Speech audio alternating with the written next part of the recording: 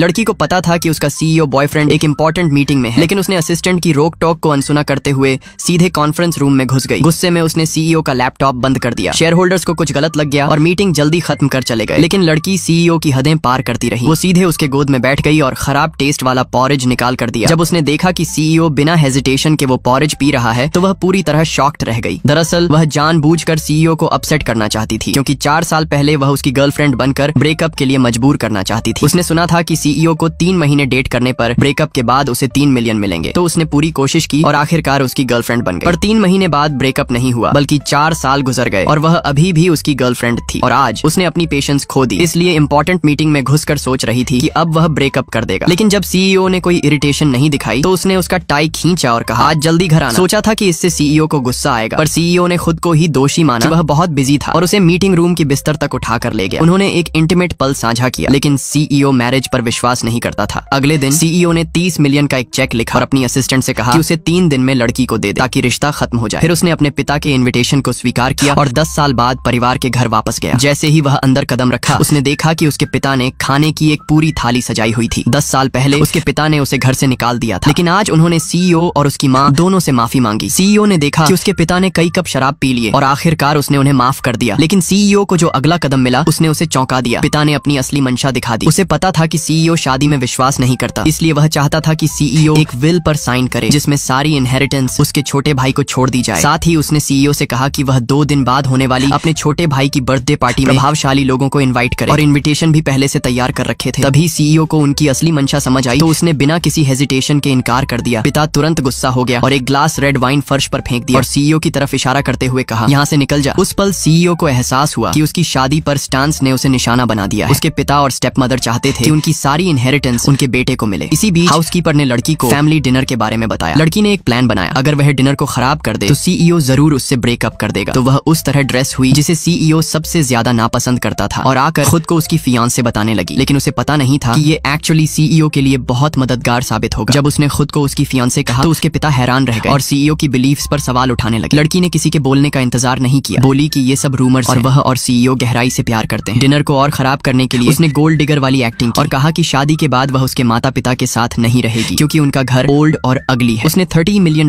की सी view house में रहने की मांग की, जिस पर सीईओ ने मुस्कुराते हुए हामी भर दी। ये सब देखकर उसके पिता और बाकी सब लोग स्टन्ड रह गए। उसका स्टेप ब्रदर तुरंत बोल पड़ा कि सीईओ अपनी गर्लफ्रेंड पर जनरस है, लेकिन कभी अपने पिता के लिए घर नहीं खरीदा। अनजाने में लड़की के पास और भी ट्रिक्स थी। उसने कहा कि एक बार सीईओ की फियांसे बनने के बाद वह उसकी फॉर्च्यून की लीगल एयर होगी। इस बात ने उसके पिता को और ज्यादा गुस्सा दिला दिया। लड़की ने कहा कि खाना सीईओ के लिए बहुत ऑयली है और सारे डिशेस फर्श पर पलट दिए।